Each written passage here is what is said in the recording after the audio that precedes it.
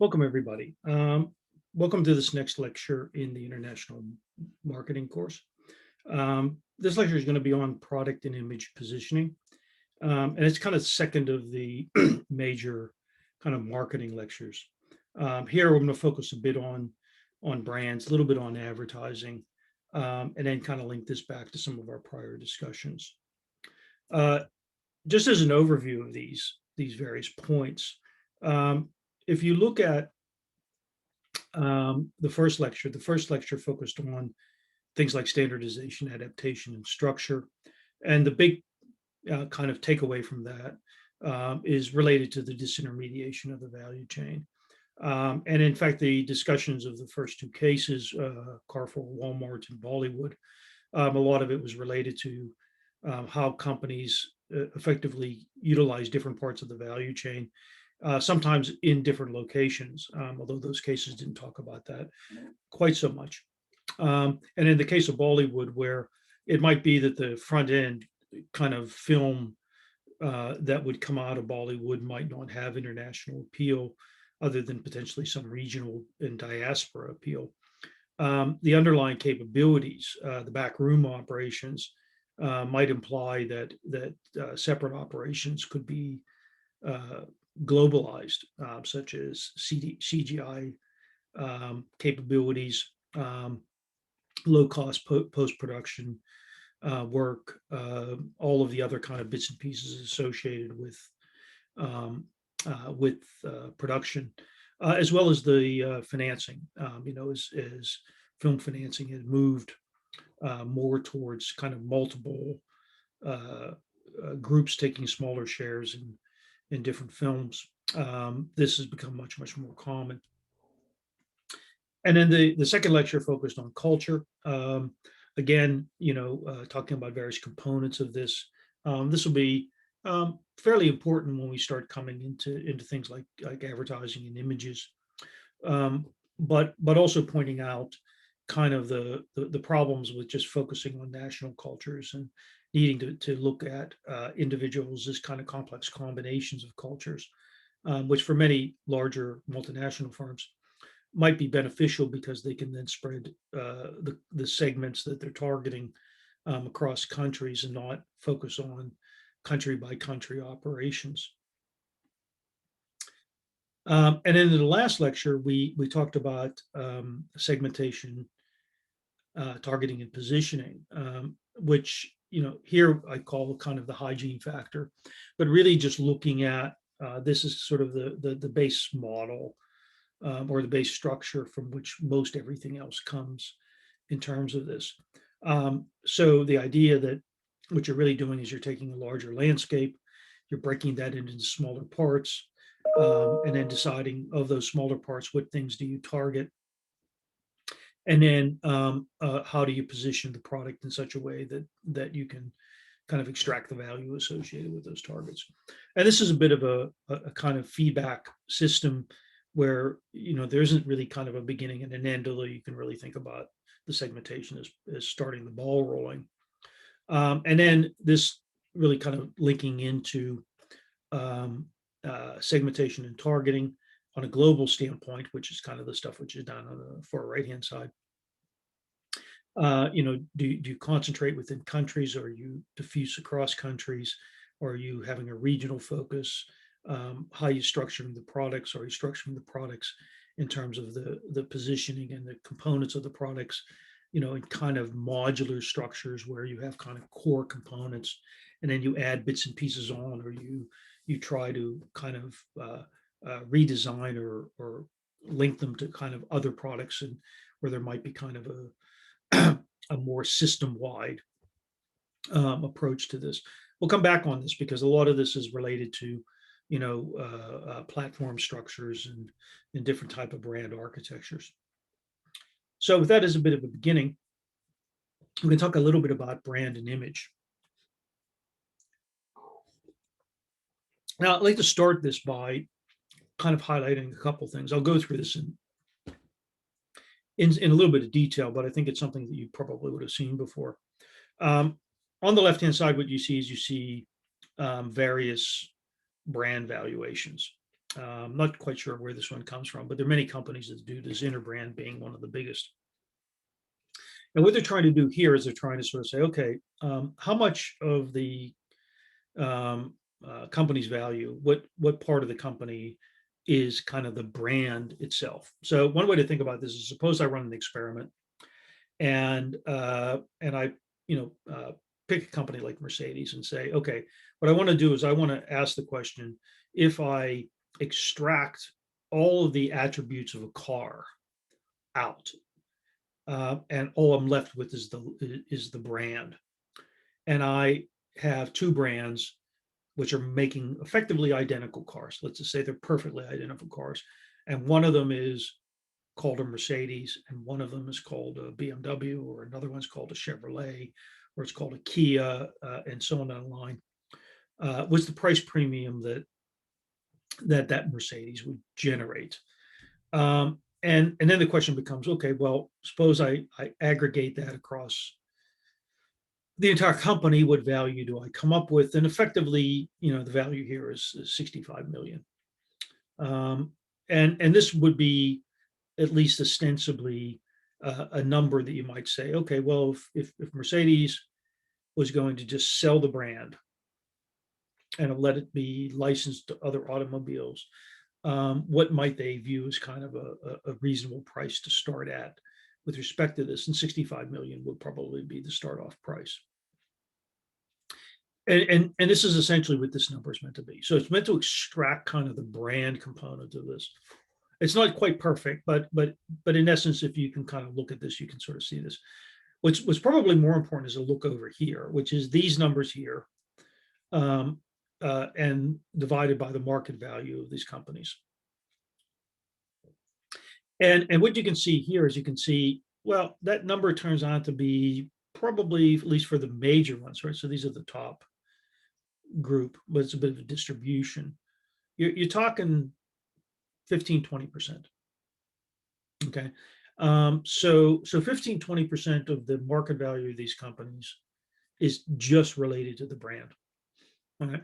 Now we'll come back to in a minute and talk a little bit about what the implications of this might be, but it's critical here because a lot of this might be related to the footprint, okay, but it may also be related to the structure of the firms that are here. But this is only the brand component, right? I'm going to come back to this in a minute, okay.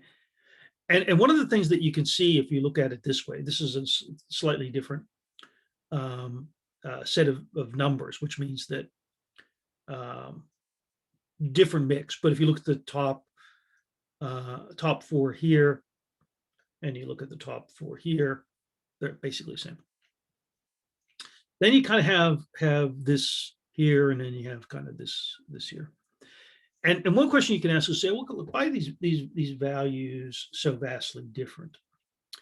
And you can sort of see a difference between these companies. So Apple does sell stuff, sells computers. Google does sell some stuff. Microsoft does sell some stuff.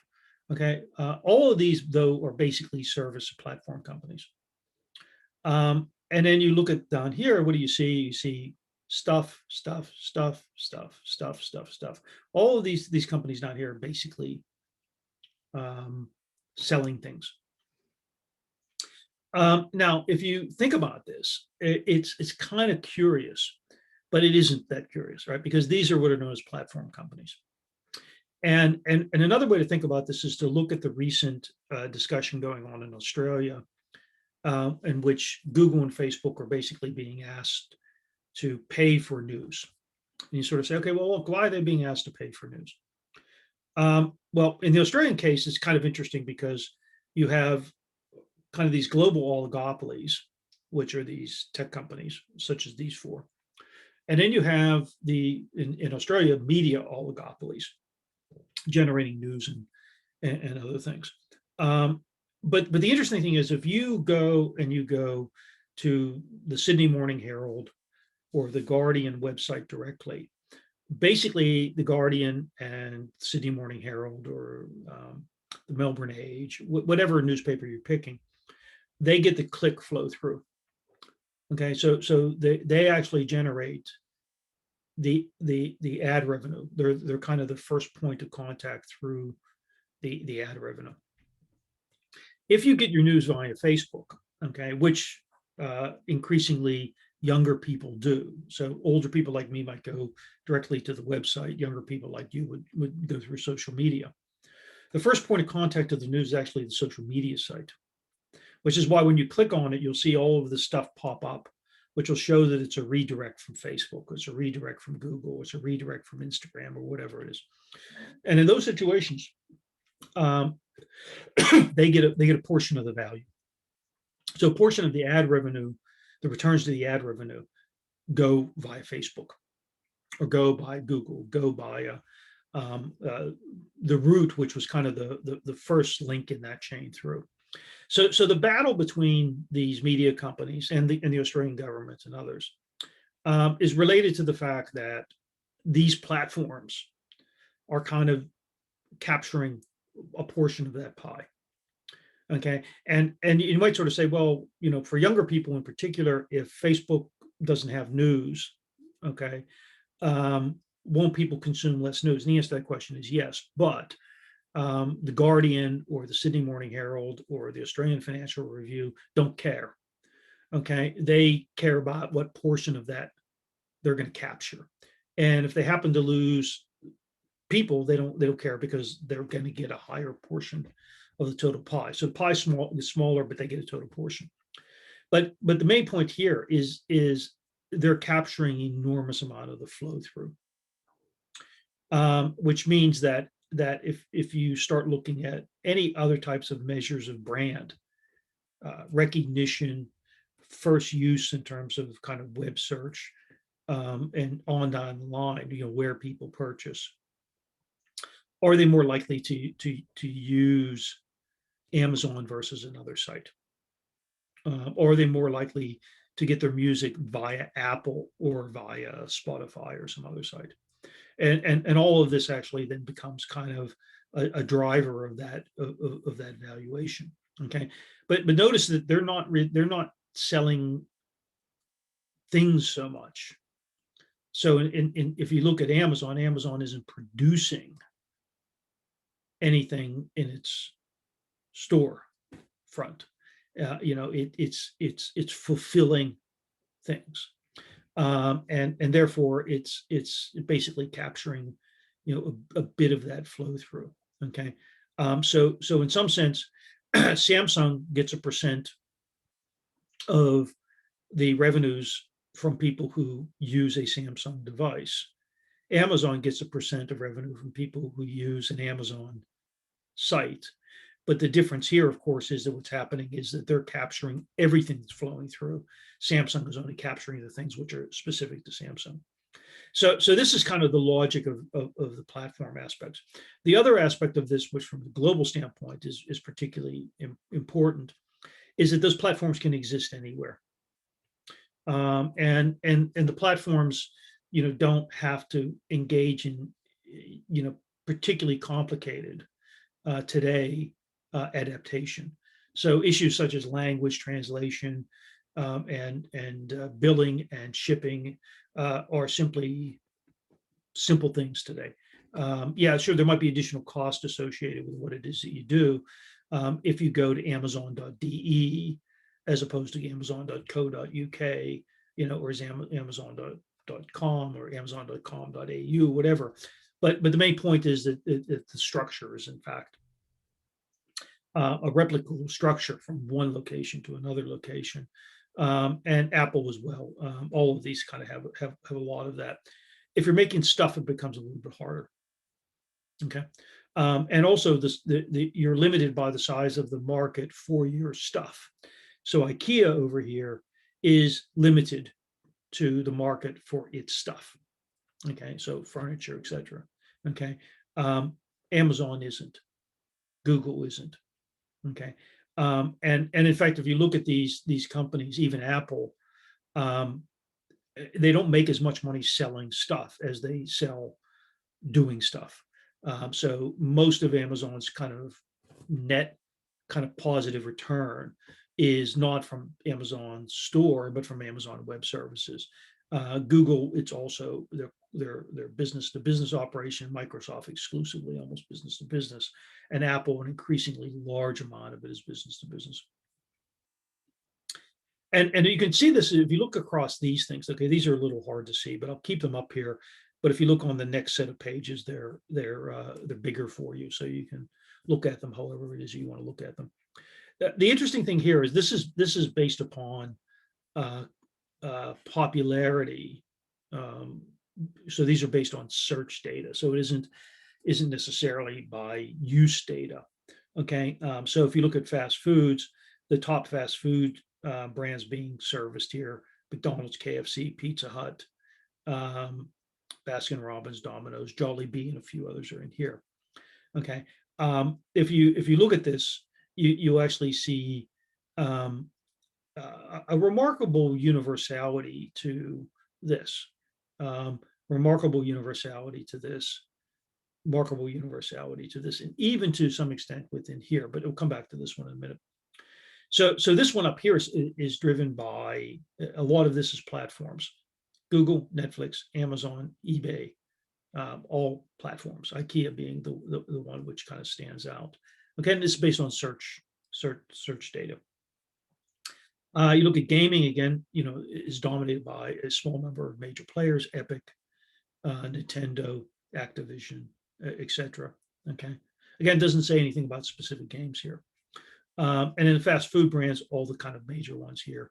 And if you look at the fashion brands, it is some brands: Nike, H&M, Zara, Adidas. But then you have something like ASOS, okay, which since sells 800 or so brands associated with this. So you have certain types of fashion retailers kind of here. But the main point is that they do have a global presence. So as we go forward a bit and we look at this, some of these are physical presence searches. H&M is an example here. For some strange reason in Canada, Lululemon. But an increasingly large number of them are also groups like ASOS. So you can see these fashion retailers kind of where they take over from the local retailers. So the H&Ms and the Zaras, Adidas and Nike, they still rely on some sort of kind of a retail presence, physical retail presence. Whereas if you look at an ASOS doesn't need that physical retail presence. And that's kind of one of the pressures on the high streets or shopping malls in the United States or other types of retail operations, where a lot of this, in fact, is going to be kind of driven by the availability via the platform rather than necessarily this. So what you have is kind of a mixture of high profile brands, Adidas, Nike, and then some Hugo Boss is another one here, Gucci, Chanel, and then you have a whole set of others, which are the Zaras and the Uniqlos, and which are kind of the fast fashion retailers. And then you kind of have the ASOS of the world. And then if you look, in certain specific countries, a lot of this is kind of being captured in that way. So you can sort of see part of what it is that would be driving. We go back again. Part of which may be driving part of this, okay, and also part of this, okay, is okay. Within a segment, kind of what's the operative way in which you operate, and you can dominate within that. So you can see, kind of the leading brands here would also be the leading brands in these types of mixtures, but then also a lot of it really driven by the platform. So you look at this and sort of say, well, is Google really a consumer brand? It's kind of hard to sort of kind of look at that and say, well, that's actually really what, kind of what it is, because it's being picked up in a kind of in an odd way in that regard. Whereas you look in China, it's Baidu. So these are sort of kind of interesting ways to think about this, but you do see this phenomenon, which is not that dissimilar to the argument that Ted Levitt has made about global brands, you know, that they do seem to have kind of a, you know, dominance, particularly if the proposition being offered has generality. So the gaming brands have generality, but they also have kind of a structure under which variety can be given, and I'll come back to this. Ditto with some of the fashion brands as well. Okay. You know, you don't go to A&M to buy one product. You go in because they have a variety of fashion. The fast food brands, you know, again, very standardized type of franchise structures in most all cases. And then these consumer brands here, which were really dominated by platforms. So they're kind of platforms to consumer demand. So you can look at each of those individually. Okay, but there's ultimately a threat to this value. Okay, and this I think is a really interesting one. So you have this example up here, which I can't play for you just a little bit, but it doesn't have any sound, so you don't have to worry about that. But this was the Super Bowl ad that Jeep had done with Bruce Springsteen.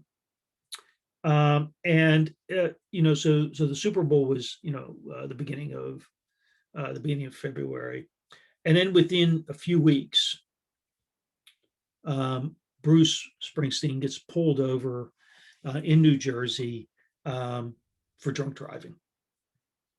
Okay, you know, so here he is. He's doing an ad for Jeep, which is very much about Americana. You know, the center of America.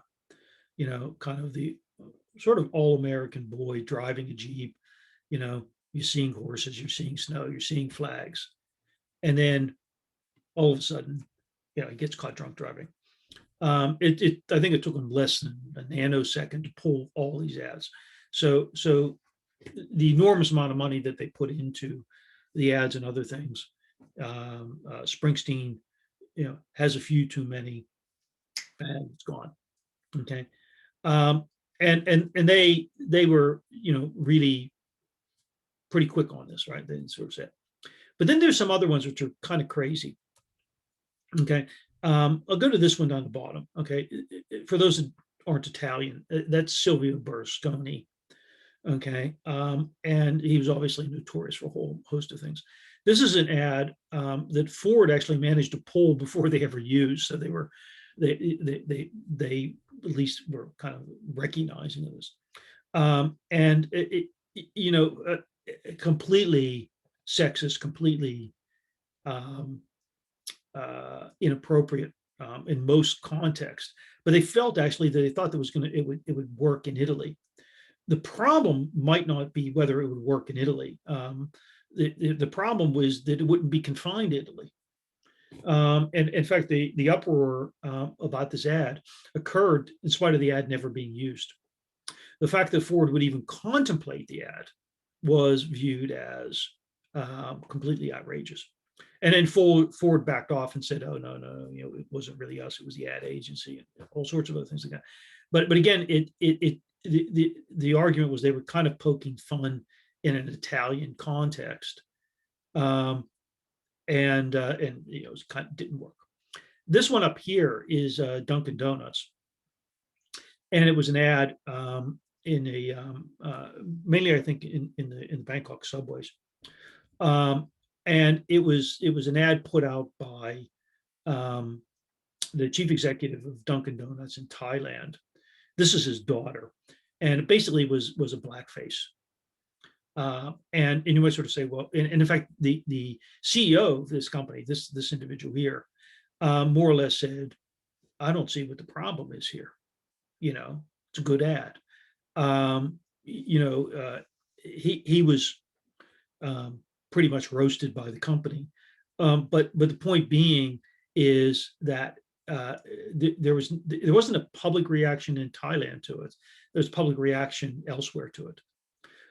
You know, so Dunkin' Donuts is apologizing, but actually it was their Thai chief executive who actually had done this. And because of the way in which they're structured, of course, you know, the franchise operations in Thailand, you know, they could do all sorts of things. And you know, but it spilled over into into the United States and a number of other places, and again, potentially damaging the brand. These are kind of one of these things where you sort of say, okay, well, what in God's name were they thinking, right? Um, Probably not thinking would probably be more the case. This situation here is just simply, from standpoint of Jeep, just bad luck. Bruce Springsteen had never been known to have a drink driving problem, never been known to have a drinking problem, per se. There was nothing in some sense which would signal to them that this was the case. This one here is very interesting. Okay. And if you look at this and you sort of say, okay, well, it's a pair of women's tights. And but what's the problem? Well, it turns out the problem has to do with Polynesian symbolisms. So this is actually based upon tattoos in the southwestern Pacific, the islanders, which include New Zealand to a degree, with the Maori population. But basically, what they did is they took this design, which is fairly similar to what were considered to be culturally sensitive designs on the part of these tribes and these countries. But the reality was that was never sold in those countries. Again, the pressure came from the outside. Now, you can have pressures from the inside, right? This was purely an American phenomenon, but all the other ones show that, in fact, it wasn't the Thais who were objecting to this. It wasn't the product wasn't being sold in the countries in which this was being sold. And then, this one here, obviously, these all had spillovers. And in essence, it's not just kind of the cultural kind of interactions which would occur inside the country, but it can come from anywhere. And for the global brands, this is really particularly a difficult one, right? Because their positioning is there. So you have a Thai chief executive, who's basically running franchise operations in Thailand, does something, okay, and the company itself has to apologize, okay, and therefore you have a whole set of circumstances in which the spillover is there, not because people aren't paying attention to Thai chief executive, they're paying attention to Dunkin' Donuts. And this is the difficulty when you start going back to all of these types of things. And that is, it's in that brand. Okay. And therefore that brand sucks up all the good and all the bad bits and pieces, no matter where it is that those things go. Now, if you take the brands themselves and you can sort of say, okay, well, the brands are actually reflective of a whole host of things, right? Related to the images and that, but they're actually part of a larger subset of assets that the company has. And effectively, brands are an intangible asset. And the company has lots of others intangible assets. And this gives one example where you can kind of work your way through and sort of see, okay, here's the company's intangible value. This is the share of the enterprise value. You have some companies such as Microsoft where the intangible assets are 90% of the value. You have a company like Pfizer where they're almost 98% of the value. What you see is very, very, very, very large numbers of these. I'll give you some other figures in a minute. And the question, of course, is, well, where do these intangible assets, what are they? Well, they're basically kind of things such as intellectual property, which they might include the patents, they might include the copyrights, they could include trade secrets and a host of other types of legal designations for these types of things. Which would include some of the trademarks as well. Goodwill, which could be related to the brand value. So a lot of the brand value shows up in goodwill. Could be brand recognition. So there's a whole notion of kind of brand equity. And the question would be the drawing power associated with the brand in and of itself. Could be domain names, could be customer lists, could be anything which is kind of proprietary to the firm, but doesn't have kind of a physical designation. And these figures here kind of give you a view of sort of how this has changed over time. So this is the S&P 500, and you can see massive increase. Okay, a shift away from physical asset ownership, physical asset value, to intangible asset value. So you go back and you look at the company. If we can find it here, Facebook, and we can kind of swing it all the way around. Facebook, which is 1, 2, 3, 4, 5. 1, 2, 3, 4, 5. Whoops, is 79% of the value of the company would be there. Case of Microsoft, obviously very high. In the case of Amazon, it's 93%. Okay, you have some other companies where it's actually larger than the value of the company. You have a company such as Tencent, which is the one for which it's greater than 100%, and on down the line. These are all very, very, very high percents. So you take some companies such as United Health and Pfizer, Novartis. You would expect these to be very, most of the value is very high because the value is in patents and stuff like that. And then the question, of course, is how do they structure this around the brands? So I'll talk a little bit later about the nature of the brand architecture. But if you look at, say, a company like Apple, just as one example, everything has Apple on it. iPhone has Apple on it. The Macs have Apple on it. The iTunes store has Apple on it, effectively. What that means is that you would expect that a lot of the intangibles are going to be captured by the brand because the link between the brand and the product is really quite high. You may have other companies. Nestle might be another example, which might have broader products beyond just Nestle itself, which means that it's not showing up just in one brand, but it might be showing up in a whole host of different types of things, and it has implications associated with it. So in the case of Jeep and the Bruce Springsteen ad, the problem there is confined to Jeep. So in some sense, if that brand might be part of a larger organization, but the brand itself is actually very identifiable, the brand has very, very value, that stops the spillover. But it may be that if Coca-Cola has a disaster, it hits the broader Coke brands. Right? Tesla has a little bit of this problem in the sense that people don't distinguish between Tesla models. There's Tesla.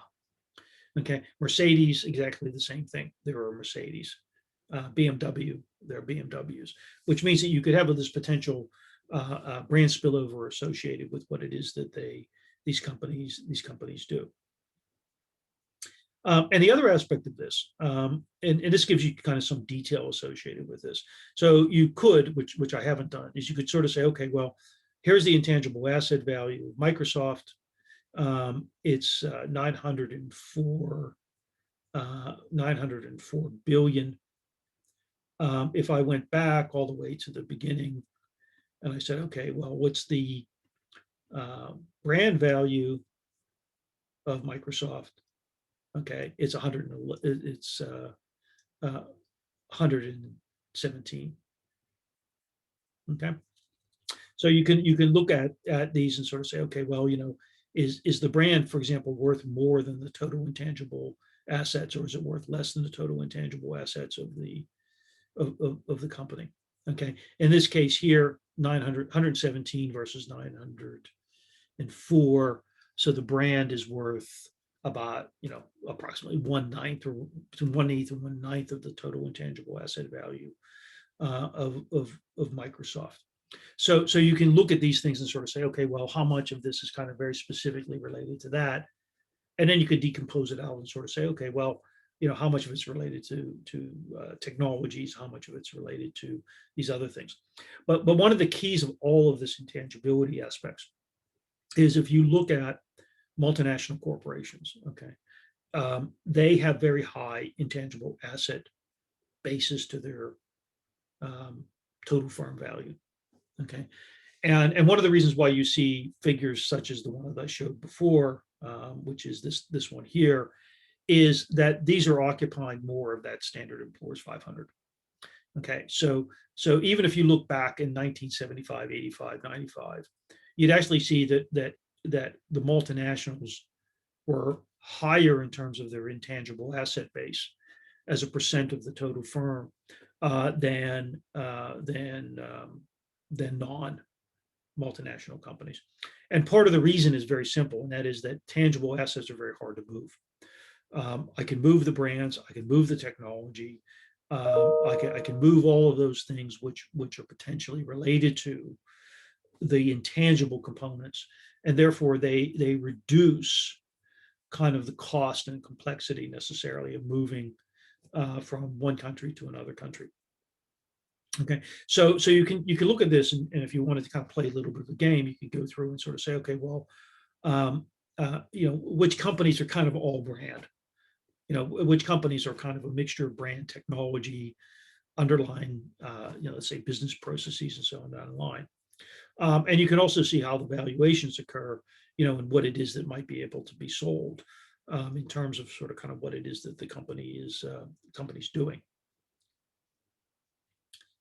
So you can think about the market positioning is as a way in which the brand or the firm or the product offering is being perceived as differential against a competitor.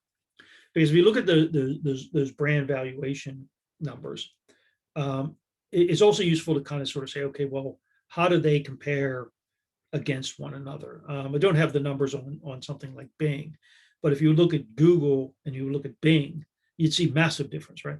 But Microsoft, Bing isn't called Microsoft. Bing is called Bing, okay, and Microsoft is called Microsoft, but Google is called Google, right? So now you have Alphabet, but the question, of course, is what's the value of Alphabet? And the answer is probably the value of Alphabet is very low.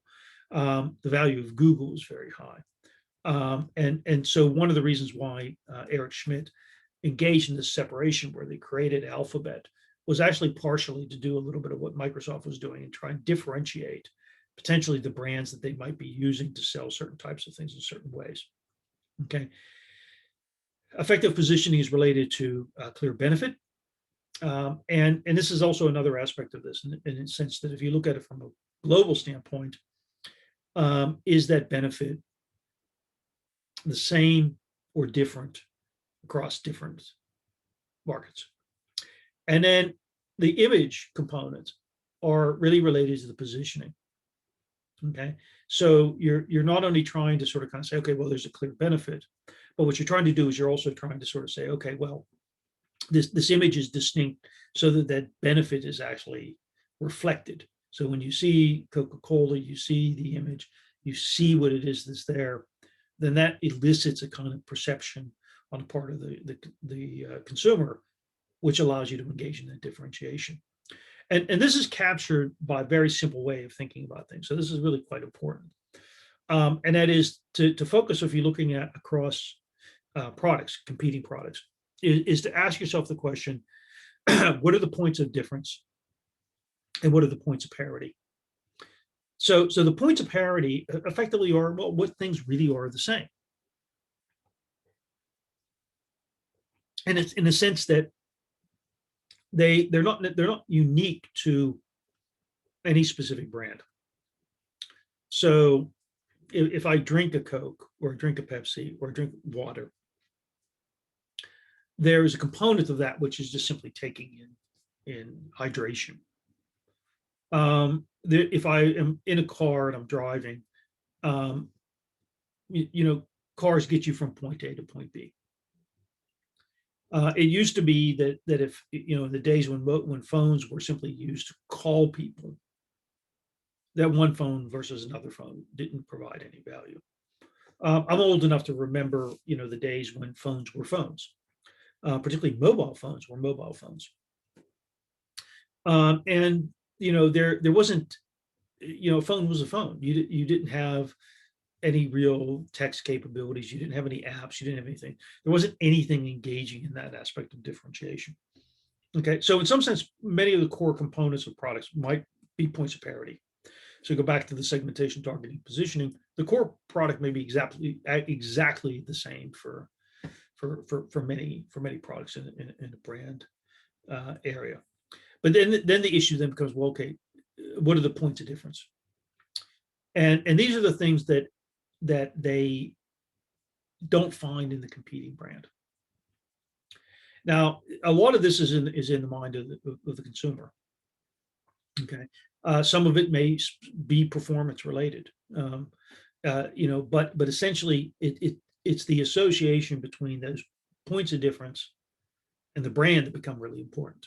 You can have a differential brand or a differential product, let's say, or a differential service, but it's the association which adds the value there. So if you go back and you sort of say, okay, well, what's the difference, between the value of one brand versus the value of another? So you divide one by the other and sort of say, okay, well, this one's worth 3 times more than that one. It can't be on these things. It basically it's got to be focused on these points of difference. Okay. Now so in that sense, you can sort of say, okay, well, if I look at 2 brands and I say, this one's 3 times this one, and that's because there were these differences associated with aspects of the brand, and that's valuable to consumers. But suppose I go and I look at it and they're equal. The brands are both worth $100 million. I would then have to ask the question, okay, well, is that because these things are effectively the same? Or is it because they actually are different, but they're different to different people? Okay, so I'm looking at these 2 brands. They appear to be equal. This one's actually different from this one. How could they be equal? And the answer is this one's going after this segment. This one's going after this segment. It just happens that the values are the same. Okay, so if you look at this, you can sort of say, well, if there is really a big difference in the value of the brand, then there's got to be some points of difference which is driving that. Otherwise, it appears to be, from a market standpoint and an economic standpoint, probably not sustainable over a long period of time.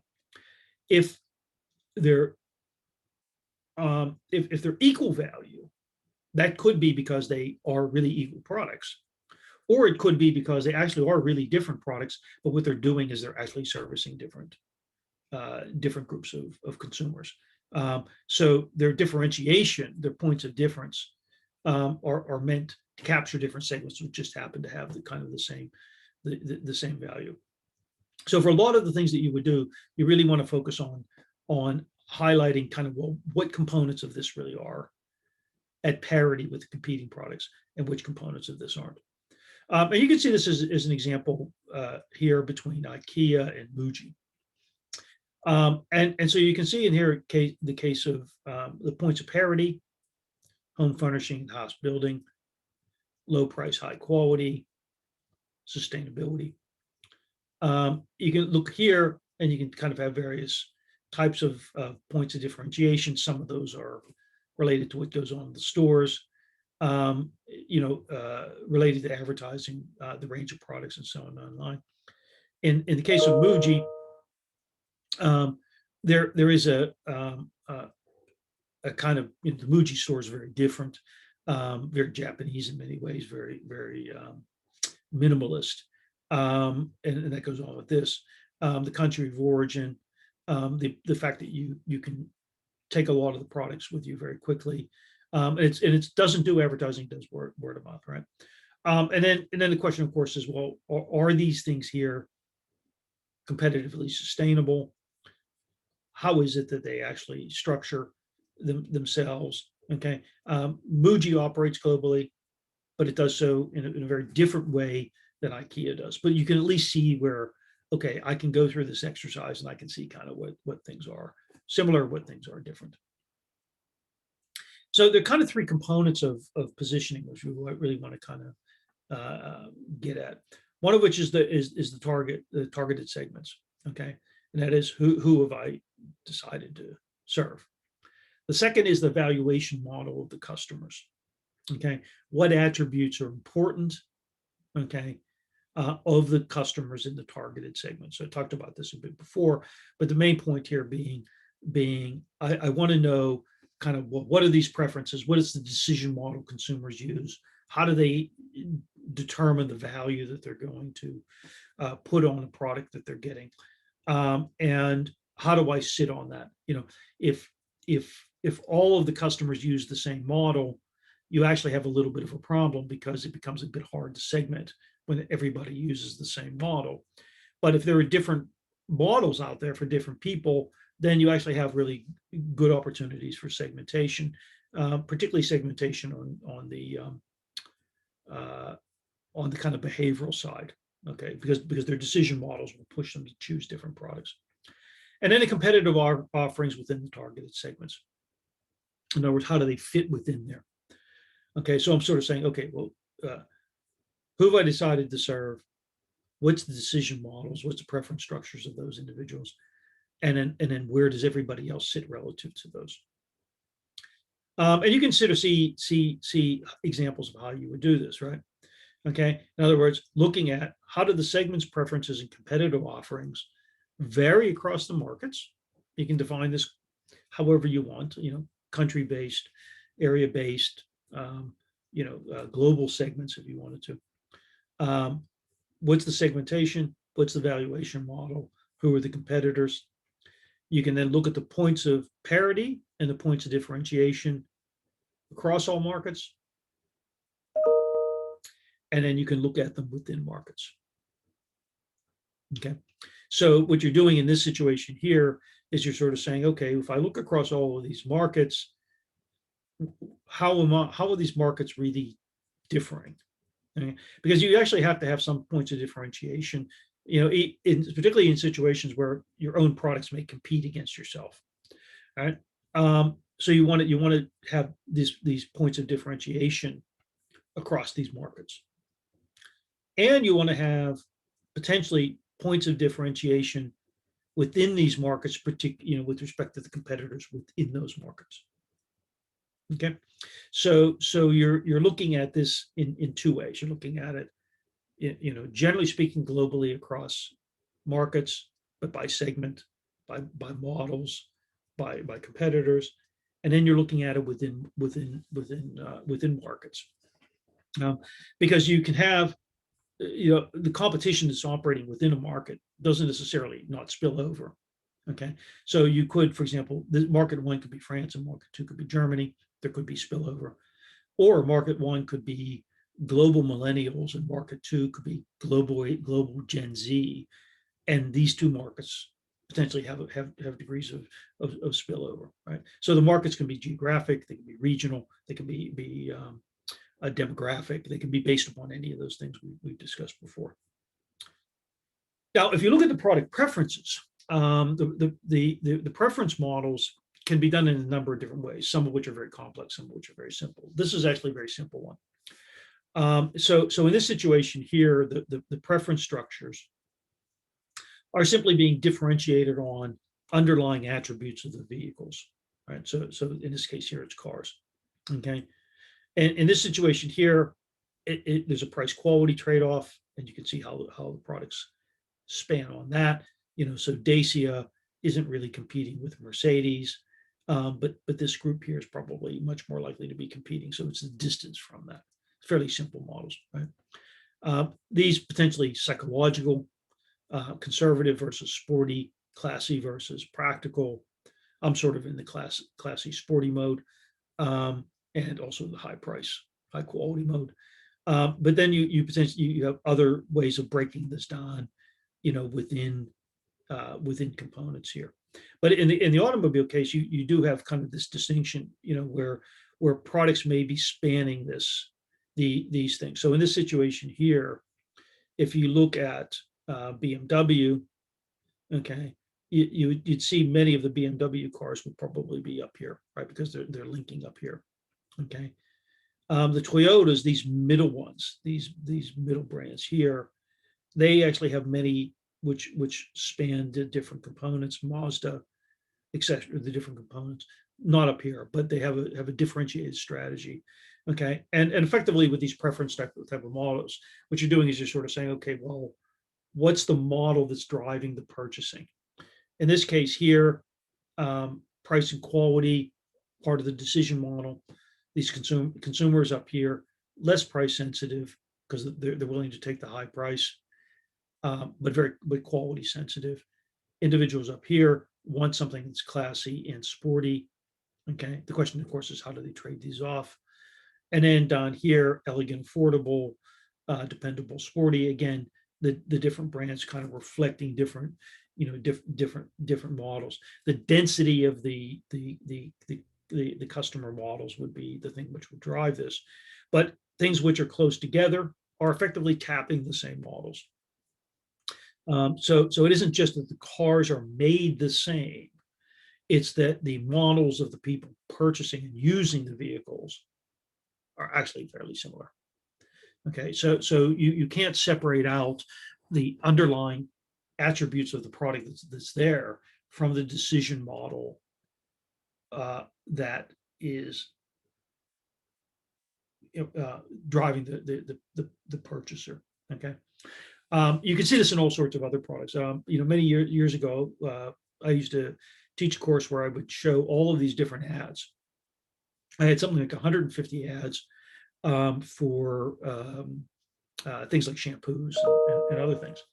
And one of the things I would do with the students, the MBA students at UCLA, when I was doing that, was I would say, okay, watch these ads and then create these preference models, preference graphs. And they could do it very quickly. And one of the reasons was you can't hide your advertising from your customers. In other words, who's in the ad, what's the image they're presenting, what's the circumstance they're presenting, all of the things that's in the ad reflects back on the decision model of the customers. In other words, the ad's trying to affect that decision model. Okay, so go back to the other examples. There we gave of ads. The question, of course, is, well, what is it that those ads are attempting to sort of attach themselves to? In other words, what is it that they're trying to evoke in terms of the nature of the decision model? Okay, and in most cases, what the key is, in some sense, is trying to tell the customer, we're here. In other words, a Porsche ad should be telling Porsche owners, this is your product. Okay. Yeah, you might sort of say, well, there's spillover where other people will become envious of Porsche owners, but that's actually immaterial. Porsche owners don't care about the people who don't buy their cars. They care about the people who do buy their cars, and they want the right people to purchase their cars. So the advertising and the positioning should be aimed at getting the people that they want to purchase their cars. And you could break this down even further, right? So this is an example here. It's quite hard to get these types of things in detail. This actually comes from work I did many years ago, and this is just looking at kind of performance economy, and these are the U.S. brands, U.S. attributes. So these are consumers in the United States, and these are consumers in Japan. This was actually done for a Japanese automobile manufacturer in California. And one of the questions was how do these differ? Okay, so you can look at there being a performance dimension, there being an economy dimension, right? That's just a way to summarize it. And then the question is, what are the components of this? What makes up this mixture? And obviously, performance, for example, horsepower, is really related to economy, right? So Americans, if you looked at this, what are the attributes which are kind of related to this? And you can sort of see, okay, economy, gas mileage, reliability, workmanship, durability, styling, etc. And as you go up to performance, they focus on horsepower. Okay, but it doesn't affect economy. The things which seem to kind of be related mostly to economy, things like the negative attributes here. Look at the Japanese. They've got a different decision model. What's related to economy? All sorts of things. Low safety, slow acceleration. Okay, so these things are viewed as good on economy. These things here are good here, but they're both negative on performance. And then gas mileage is actually looked at as good on performance, workmanship, handling, driving, styling, passenger comfort, horsepower. Okay. This is looked as very negative on economy, very high on performance for them. Okay. So if you looked at this map and you looked at this map, then you can sort of say, okay, well, what are the points of difference and points of parity? Well, Keller and Keller look very similar. Horsepower actually looks quite different, right? Low safety, yeah, probably not that much different, right? Because it's mainly kind of on the downward performance side, okay, et cetera, et cetera. So you can look at this and sort of say, okay, which things are the things which would differentiate between exactly the effectively same automobile, but the decision models of the customer. So you can think about, all right, well, if I came up with an advertising campaign to tap into these attributes, okay, what would I do? Well, because here, tapping into the economy attributes doesn't really work, right? It's all related to performance in the US case. So if I was going to sell this car in the United States, I've got to emphasize the performance attributes, right? Much more, because these things are actually related to both. Whereas here, if I emphasize this, I'm capturing a group up here which is concerned in which economy and workmanship matter, and then I have all of these things down here in which economy comes into play. I have actually more latitude here than I have here. This is showing that these things are all kind of clustering around the economy performance mix. Now, there are different ways of doing this, and different companies have different ways of doing this. So a lot of this is kind of a little bit corporate-y. So you have different advertising agencies, different research companies do different types of things. But this is a kind of a little bit of a mixture of the two prior graphs I gave you. So what you see here is you see a mixture of Nike attributes, right? So Nike sits in the middle, okay? And you're looking at competitors, products, related concepts, brand attributes, okay? And then you can sort of say, okay, well, what's sitting over here? What's sitting over here, right? And on down the line, right? And so the distance further away is going to tell you that these are less competitors. These are closer competitors. These three here. These are the attributes that are closest to Nike. You can see kind of other categories that fit. Effectively, what this is doing is this is looking at, okay, here's where I sit in the center. Where do my competitors hit? Where do my what the other product categories kind of link to this, and how I might tap into it? Okay, and in this case here, things like sweatshops, which are also being kind of brought up. So you can sort of kind of think about this as almost like an association test. In other words, what things are associated most closely with Nike? Well, Adidas is most close, for example, in terms of the nature of competitiveness. What's the strongest attribute? Comfortable, okay, cool, awesome are all also kind of high here, okay. Fun, different, better, um, probably a bit distance, okay. Pop, uses and things of that nature, okay. And so you could sort of kind of spread this out a bit. So this is just one. This one here is a brand identity prism, essentially breaking up the brand in terms of four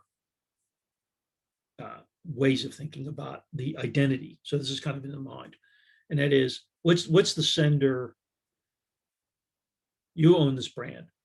What's the sender seeing? What's the receiver seeing? Right. So I wear this. What is it I'm trying to project? Okay. And then on the other side, what does it? What's it going to reflect to the seer? And then things which are going external, and then these are kind of the internal components of this. Okay, so the sender, which in the case is Nike, the physique, logo, personality is internal, right? So what are they trying to sell internally to the person? Culturally, what are they selling? Self-image, what are they selling? This is what they're trying to project out to the individual when they're kind of reflecting that brand.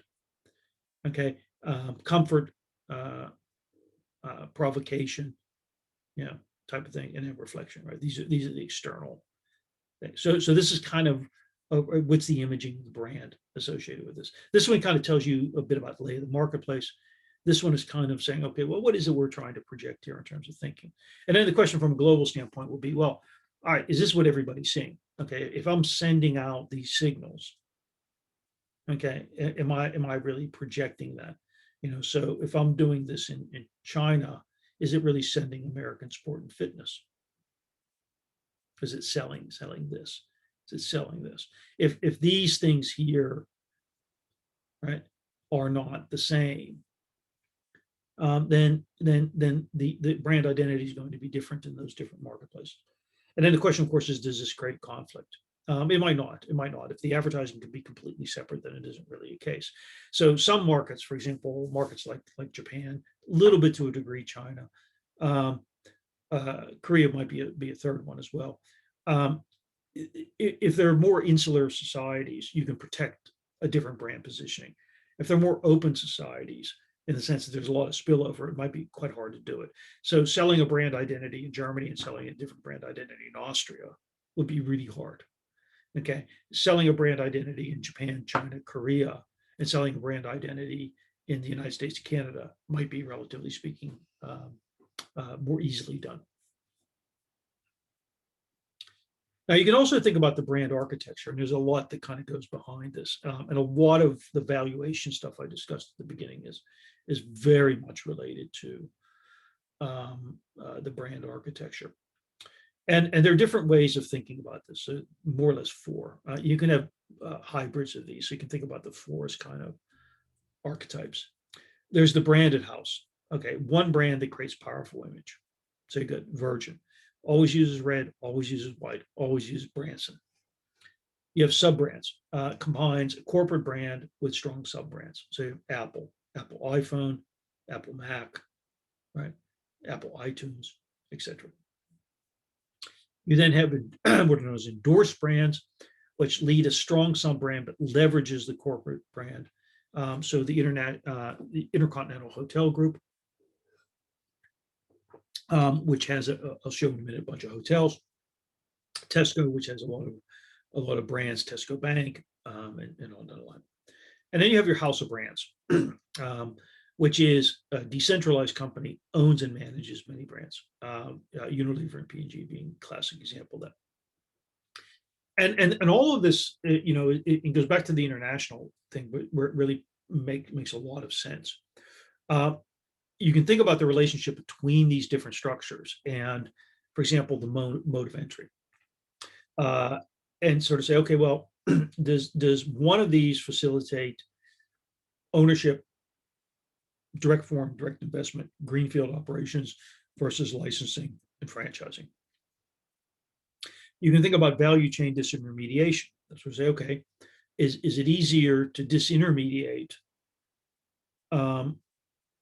one of these one structure versus another structure? Okay, what might be the role of the subsidiaries? So that first discussion on centralization, adaptation, structure, it's actually related to the brands. It's not independent of the brands, and that's, these two things obviously be related. And then also issues of cultural conflict. If I have one brand I'm very farm centric in many ways. If I have many brands, right, um, I might be able to kind of chop and change here, in terms of sort of kind of what it is that I'm selling. I might run into bigger cultural conflicts in theory here than I would here. So you can think about different types of architecture. So here's the branded house, all of these virgin bits, some of which I've never even heard of. But there are many of these, right? So the pros of this is it's actually very efficient from a marketing standpoint. Okay. You just have this kind of singular brand, which in some ways may not emphasize very distinct product attributes. So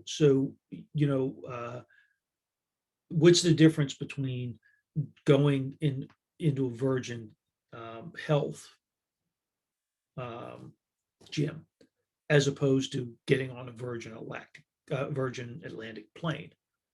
Okay, from my perspective, nothing. Except they're all red, and they're all paying money to Richard Branson.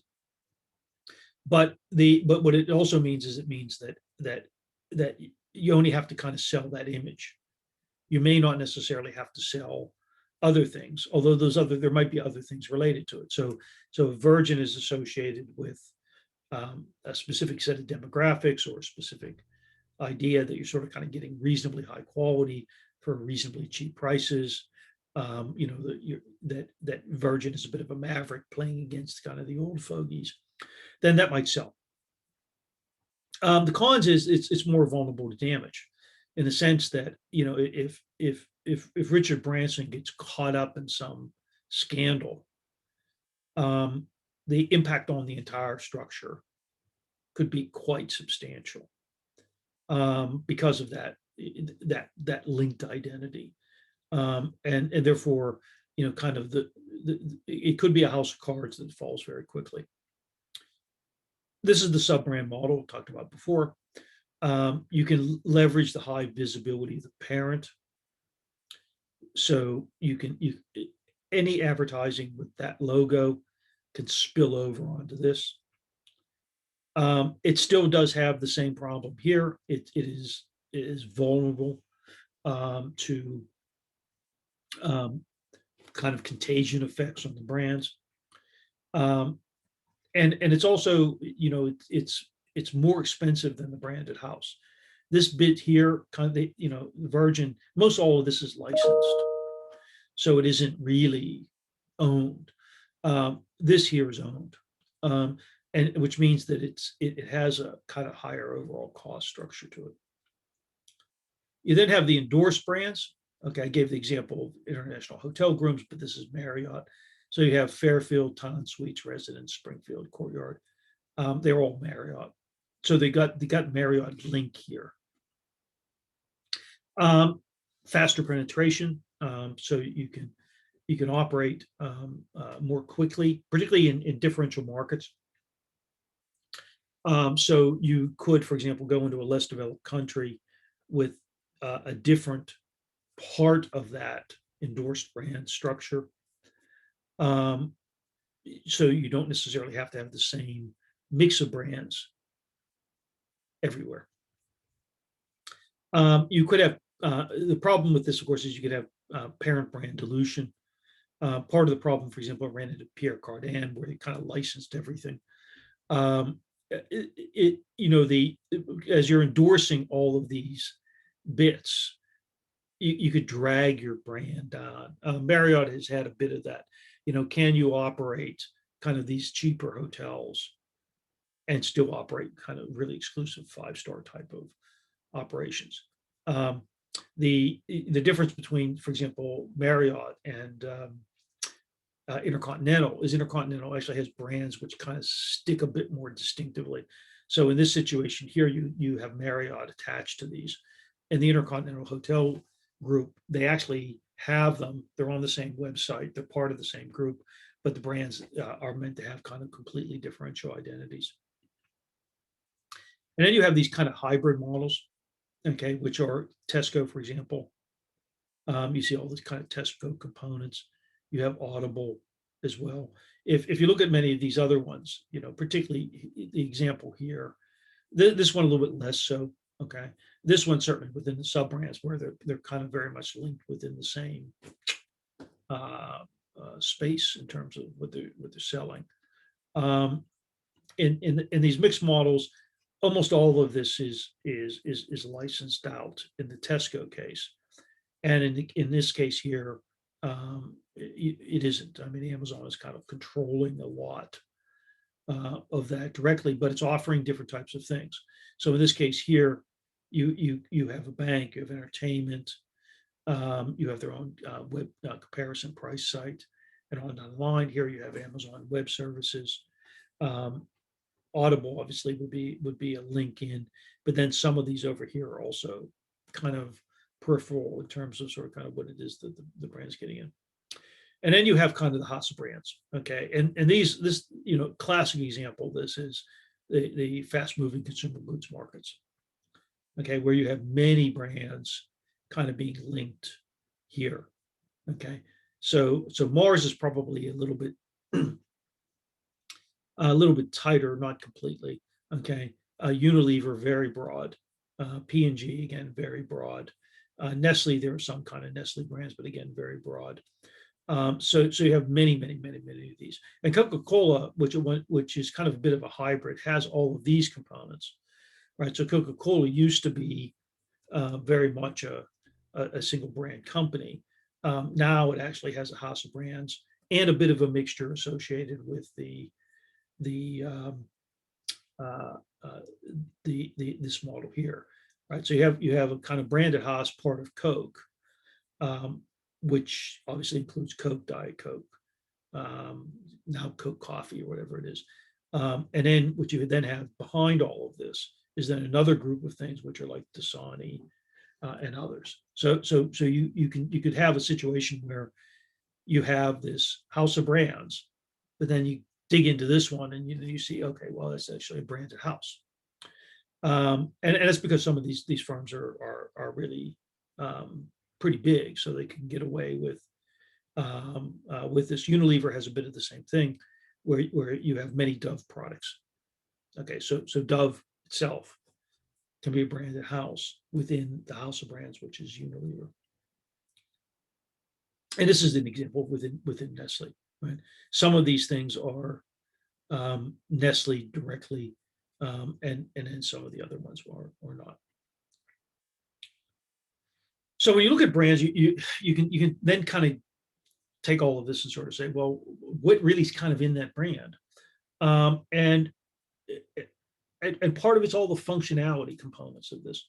But you strip all that away, and you sort of say, okay, well, what's in that kind of just the brand, that component of the thing? So if I'm going to license the brand name, what is it I'm really getting? And the answer is I'm getting name, I'm getting symbol, I'm getting logo. It's meant to identify something. But then the question, of course, is, well, what's that? Now we know it's a lot more than that. Okay, but the brand in and of itself also has kind of contractual components. Okay, so it is actually a promise to customers. It has cognitive components. In other words, it shortens the decision process, so that if I am using the brand, or if I'm linking to the brand, I'm expecting certain sorts of things. It also provides a unified vision of what the customer experience is going to be. I think Amazon is a very good example of this, because if you look at Amazon, let's say the Amazon kind of store, the .com website. One of the things very interesting about this is if you go through and you look at, say, I want to search for something, and then I want to search for toothpaste, and I search for toothpaste. I get a bunch of toothpaste, and I click on, there's a bunch of things on the side. It says health products, and I click on toothpaste, and then if you go down, a box will pop up, and it'll actually say sold by Amazon. You click that box, and these are only products for which it's directly sold by Amazon.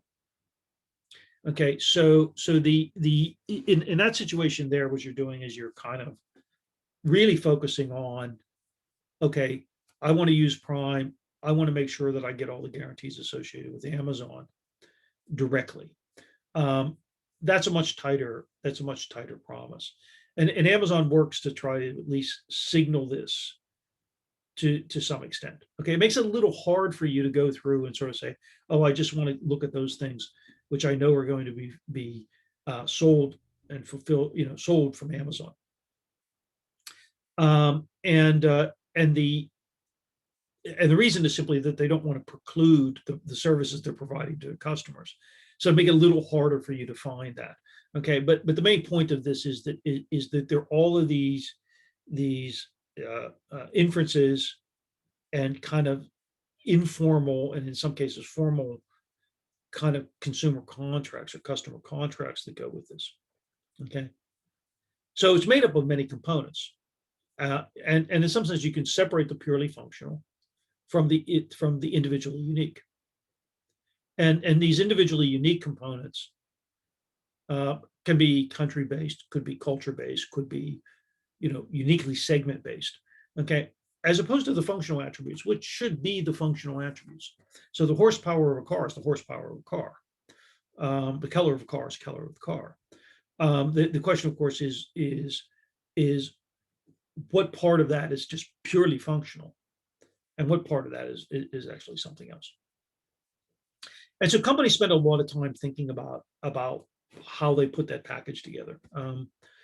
So if you, these are just a couple of examples from different design companies.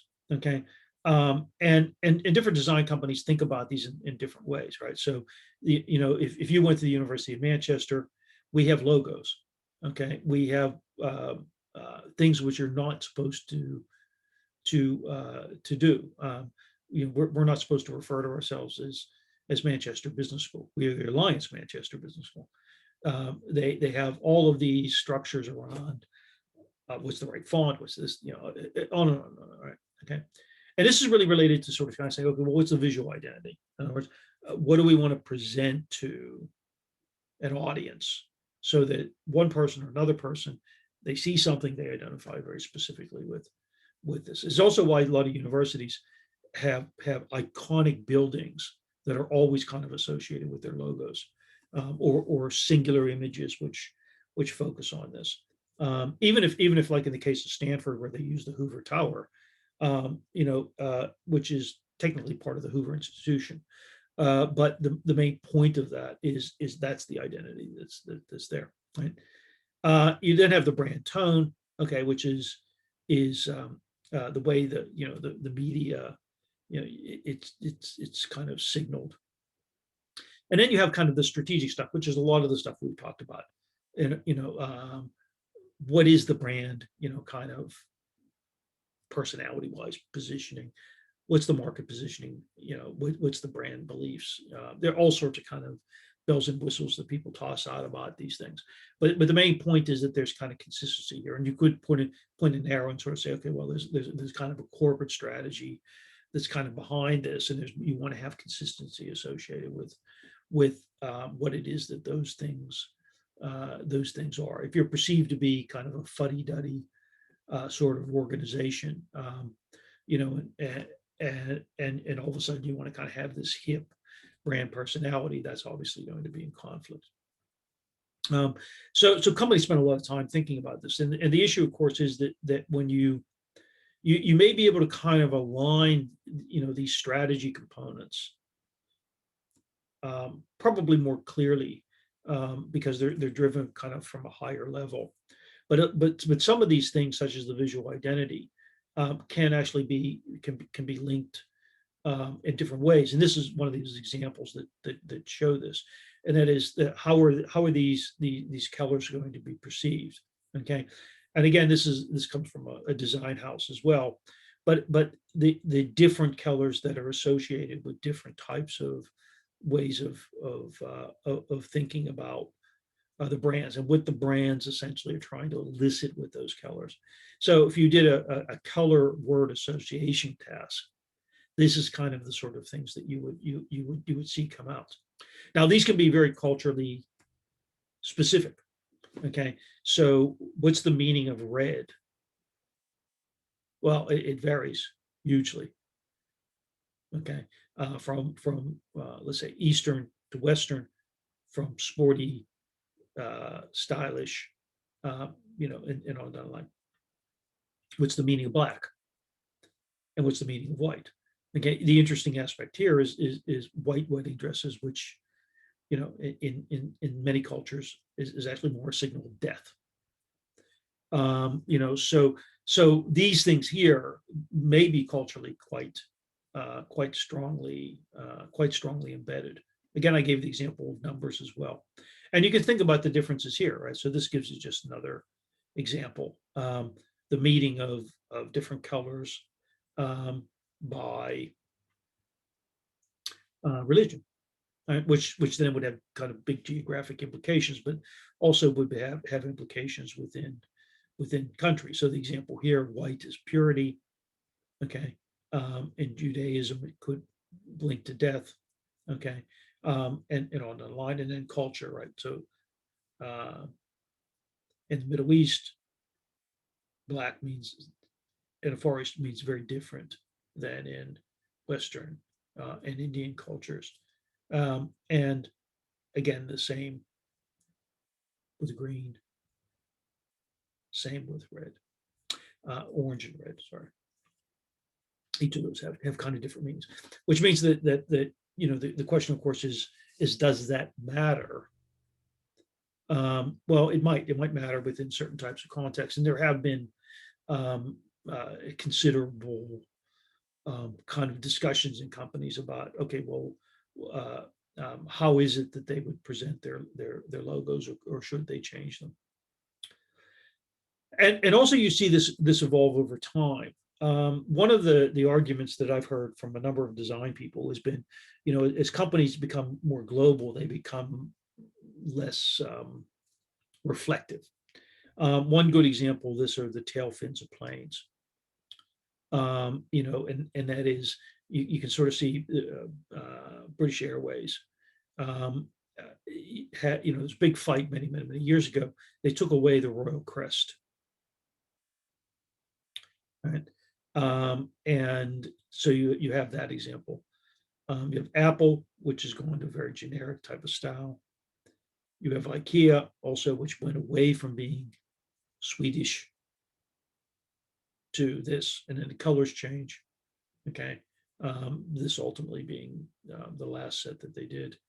Qantas, again, dramatically changed, but still embedded within the kangaroo. There was actually a discussion at one point in time about removing this, and it led to so much trouble within Australia that it was kept.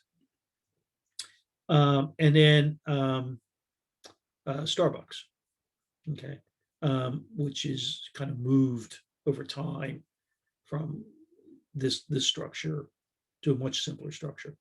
And a lot of design people say, that what ends up happening is that these cultural types of kind of conflicts leads to a simplification of the images, simply because they become easier to identify, but also they remove conflict. Things which might be objectionable simply get kind of weeded out. So you can think about trying to take all of this and put it into a positioning statement. So a lot of companies do this, and the positioning statement effectively has a whole series of questions to it. These are just a list of them, but they are not uniformly all of them. Who's the target? What are the descriptors? Okay, literal, perceptual, psychological, etc. How do you look at them? What functional benefits are provided? Okay, what do they receive? Okay, so there's a difference between the functional benefits that are provided and what it is the customer perceives that they're receiving. Is there emotional benefit? Okay, with whom does the brand compete?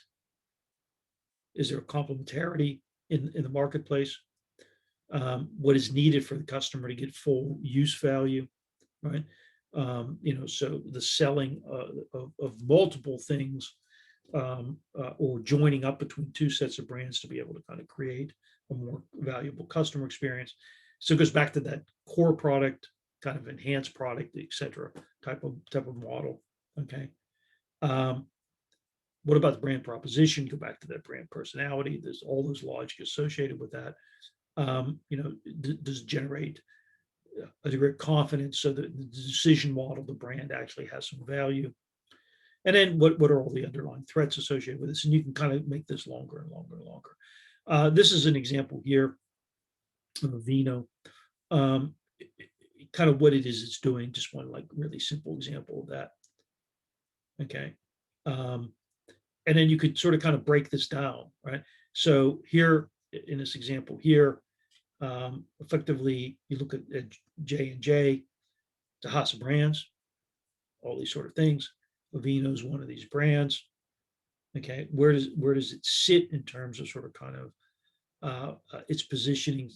You know, the image it's trying to create, and so on down the line. Okay, this can then be dug on in more detail. Again, a lot of this is very related to kind of image and emotion and other types of things. Okay, but this is just kind of showing. Okay, well, what are the steps, right? So you can kind of go back to prior ones, sort of say, okay, this is kind of some of these questions are being kind of being put to that positioning statement, and then breaking it further and further and further, breaking it down into different types of things. This is actually their brand book. In other words, what it's how it's verbally communicated, what the wording looks like, what they can use, the figures, right? So they actually have this new brand. These are the appropriate ways in which the brand is kind of expressed. And they can be expressed across different types of marketplaces in different types of ways. So the main point of this is what you're able to do is just sort of say, okay, well, I'm going to look at all of this and I'm going to try to put this together in an appropriate way for this brand. So one of the reasons I didn't give you a kind of wide ranging sort of kind of set of examples of this is it's going to vary brand by brand by brand. It's going to vary product category by product category by product category. So if I looked at some of these things over here, which is their pharmaceutical business, this isn't going to apply, right? Because this is kind of related to beauty care products, right here, Neutrogena and things like that. It's not going to necessarily apply for Listerine, although there might be some other ways to think about it. All of this is really kind of aiming on sort of kind of just the brand. Okay, we're not talking here about the functionality components, right? Those things would all be in there in terms of sort of kind of what it is that the customer is getting from this. But in this situation, this is sort of kind of the case. Now, here's where the real question comes in. Is this really kind of aimed at one segment? Okay, if this is aimed at one segment, which for the most part it is, by the way, I would argue, where J&J, where Johnson & Johnson gets the segmentation, the targeting, and the positioning, is that they then have other brands which are aimed at other segments. So there is a brand kind of per segment. And that segment could be, in the case of Aveeno, going across countries. As opposed to a set of circumstances where we would have a single brand. Okay, not in the house of brands kind of logic, but in the branded house, where that would be the positioning statements and the way you would go through this exercise would be very much driven by that structure at a higher level. So this is in some degree easier in the sense that if you have a kind of product per segment, you can narrow that down as opposed to having a larger kind of group of sub brands or components of a branded house in which you've got to have kind of an overarching image. And then you've got to ask the question, okay, well, how do these things link? So as you go through all of this, it shows kind of the mixture and the ways in which you can kind of pull all this stuff together as kind of one part of a larger mixture.